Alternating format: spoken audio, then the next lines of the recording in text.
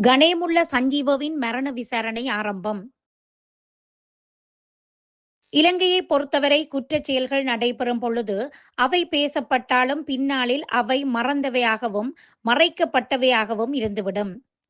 சந்தேக நபர்கள் கிடைப்பது அரிது. கிடைத்த சந்தேக நபர்கள் விசாரிக்கப்படும் பொழுதே அரசியல் அழுத்தத்தால் விடுதலை செய்யப்பட்டு விடுவார்கள். இல்லையேல் நீதிமன்ற பிணையில் விடுதலை என்ற கோணத்திலேயே இதுவரை பல வழக்குகள் நிலுவையில் இருக்கிறது. பல வழக்குகள் அச்சுறுத்தல் காரணமாக வழக்க வாபஸ் பெற்றுவிட்ட கதைகளும் இலங்கையில் தான் நடந்திருக்கிறது. இந்த நிலையில் புதிய அரசாங்கம் பதவியேற்ற பின் சிஸ்டம் சேஞ்சில் இருந்து கிளீன் ஸ்ரீலங்காவாகி பின்னாளில் எல்லோரும் சமமானவர்கள் என்ற தொனிப்பொருளில் பாதுகாப்புகள் தளர்த்தப்பட்ட நேரத்தில் பகையாளிகளை பகை தீர்த்தது கணேமுள்ள சஞ்சீவவின் கொலை வழக்கு. சாட்சி கூண்டில் நின்றவர் 6 துப்பாக்கி சன்னங்களால் துளைக்கப்பட்டு நீதவானுக்கு முன்னால் உயிரிழந்தார்.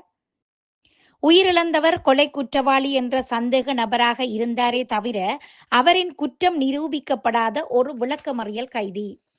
அவரின் மரணத்துக்கு பின் இராணுவ கொமாண்டோ டில்ஷான் மற்றும் போலீஸ் உத்தியோகத்தர்கள், வேன் சாரதி, ஊரவர், தேடப்பட்டு வரும் துப்பாக்கி வழங்கியதாக சந்தேகிக்கப்படும் செவ்வந்தியின் தாய் மற்றும் சகோதரன் என இதுவரை 10 பேர் கைது செய்யப்பட்டு விசாரணைகள் இடம்பெற்று வருகின்றன. இந்த நிலையில் கணேமுள்ள சஞ்சீவவின் படுகொலை வழக்கு நீதிமன்றத்தில் விசாரணைக்கு எடுத்துக் கொள்ளப்பட்டது. கொழும்பு தலைமை நீதவான் நீதிமன்றில் நீதவான் தனுஜா லக்மாலி முன்னிலையில் வழக்குகள் நடைபெற்றது. இதன் பொழுது சம்பவம் இடம்பெற்ற நேரத்தில் நீதிமன்றில் பணியில் இருந்த 3 அதிகாரிகளிடமிருந்து சாட்சியங்கள் பதிவு செய்யப்பட்டன. கொழும்பு குற்றப்பிரிவு போலீஸ் சார்ஜன் பண்டாராவின் வழிகாட்டுதலின் கீழ் கெசல்வத்த போலீஸ் கான்ஸ்டபிள் முதலில் தனது சாட்சியத்தை பதிவு செய்திருந்தார். சம்பவம் நடந்த தினமான 19ஆம் திகதி புதன்கிழமை காலை 9:30 மணிக்கு நீதிமன்ற நடவடிக்கைகள் ஆரம்பமாகின. அன்றைய தினம் சிறையில் உள்ள சந்தேக நபர்களின் தடுப்பு காவல் காலம் நீடிக்கப்பட்டது. அந்த நேரம் 2 சிறை அதிகாரிகள் ஒரு சந்தேக நபரை நீதிமன்ற அறைக்குள் கொண்டு வந்தனர். வந்ததும் அவர்கள் கூறிய விடயம், இவர் சந்தேக நபர் கணேமுள்ள சஞ்சீவ.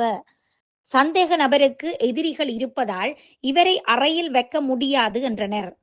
எனவே நான் அவரை ஒரு கதிரையில் அமருமாறு வலியுறுத்தினேன். ஸ்கைப் மூலம் 30 வழக்குகளுக்கான விசாரணை இடம்பெற்ற பின்னர் இணைப்பு துண்டிக்கப்பட்டதும் கணேமுள்ள சஞ்சீவவின் வழக்கு எடுத்துக் கொள்ளப்பட்டது. அப்பொழுது சந்தேக நபரிடம் அவரது பிணை நிலை குறித்து நீதிபதி விசாரித்தார். இதன் பொழுது நீதிமன்ற உத்தரவில்லாது சந்தேக நபர் அழைத்து வரப்பட்டதாக விசாரணையில் தெரிய வந்தது. இதையடுத்து நீதிமன்ற உத்தரவில்லாமல் இந்த சந்தேக நபர் ஏன் அழைத்து வரப்பட்டார் என்று சிறை அதிகாரியிடம் நீதிபதி கேள்வி எழுப்பினார். இதற்கு பதிலளிக்க 2 சிறை அதிகாரிகள் முன்வந்தனர். இந்த சந்தர்ப்பத்தில் டப் டப் என 3-4 துப்பாக்கிச் சூட்டு சம்பவங்கள் கேட்டன. உள்ளே இருந்தவர்கள் கத்த தொடங்கினார்கள். வழக்கறிஞர் சீருடையில் இருந்த ஒருவர் ஏதோ செய்து கொண்டிருப்பதை நான் கண்டேன். அப்பொழுதுதான் துப்பாக்கிச் சூட்டு சத்தங்கள் கேட்டன. அந்த நபரின் முகத்தை நான் பார்க்கவில்லை. பின்னர் அந்த நபர் கதவை துறந்து வெளியே ஓடினார்.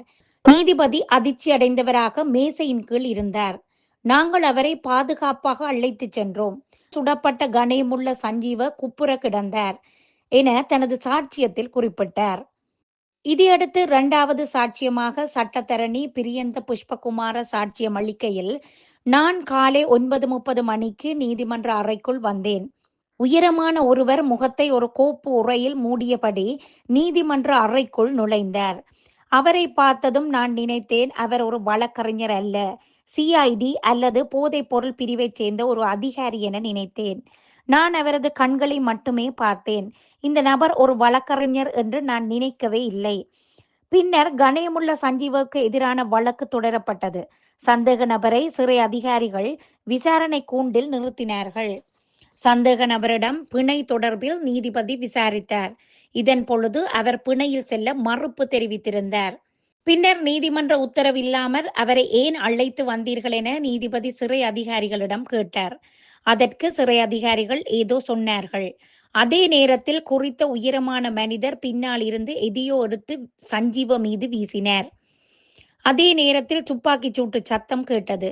5 துப்பாக்கிச் சூட்டு சத்தங்கள் கேட்டன.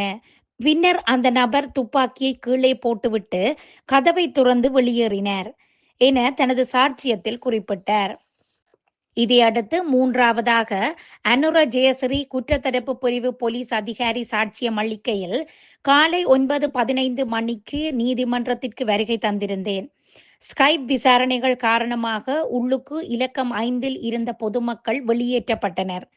நீதிமன்ற ஊழியர்கள், சிறை அதிகாரிகள், போலீஸ் அதிகாரிகள் மற்றும் வழக்கறிஞர்கள் மட்டுமே எஞ்சியிருந்தார்கள். மண்டபம் எண் 5 அறையில் 9:30 மணிக்கு நீதிமன்ற நடவடிக்கைகள் ஆரம்பமாகி அன்று ஸ்கைப் மூல விசாரணை நடத்தப்பட்டதால் நீதிமன்ற அறையில் இருந்த பொதுமக்கள் அகற்றப்பட்டனர். அன்று காலை 9:45 மணியளவில் சிறை அதிகாரிகள் ஒரு சந்தேக நபரை நீதிமன்ற அறைக்குள் கொண்டு வந்தனர். பின்னர் அவர் ஒரு கதிரையில் அமர வைக்கப்பட்டார். அவரது வழக்கு விசாரணைக்கு அழைக்கப்பட்டது. வழக்கறிஞர் போல் தோற்றமளிக்கும் ஒருவர் வழக்கு விசாரணை கூடத்தில் இருந்த சந்தேக நபர் மீது துப்பாக்கிச்சூடு நடத்தினர். சுமார் 5 துப்பாக்கிச்சூடு சத்தங்கள் கேட்டன.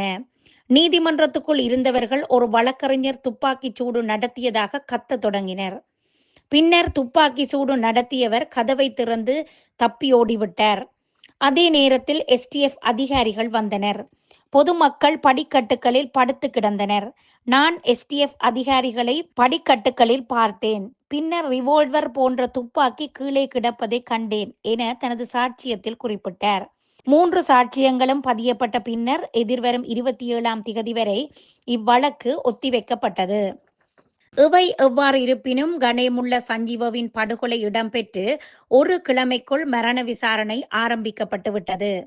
பிரதான சந்தேக நபர்களில் ஒருவர் கைது செய்யப்பட்டாலும் மற்றவர் தொடர்பில் இதுவரை எவ்வித தகவல்களும் வெளிவரவில்லை. கடந்த காலங்களில் இடம்பெற்ற ஈஸ்டர் குண்டு தாக்குதலில் தேடப்பட்ட பெண் சந்தேக நபர் புலஸ்தினி மகேந்திரன், சாரா ஜெஸ்மின் என அடையாளப்படுத்தப்பட்ட பெண்ணும் இதுவரை கண்டுபிடிக்கப்படவில்லை. அதேபோல்தான் செவ்வந்தியின் நிலை முடிக்கப்பட்டு விடுமா என்ற கேள்வி பலர் மத்தியில் இருக்கிறது. ஒவ்வொரு கொலையிலும் முப்படைகளின் பிரசன்னம் காணப்படுவதை பார்த்தால் அரசு மாறிவிட்டதே தவிர அரச திணைக்களங்கள் மாறவில்லை போல்தான் இருக்கிறது. வழக்குகள் துரிதப்படுத்தப்பட்டு விட்டன. முடிவுகளுக்கு பொறுத்திருப்போம்.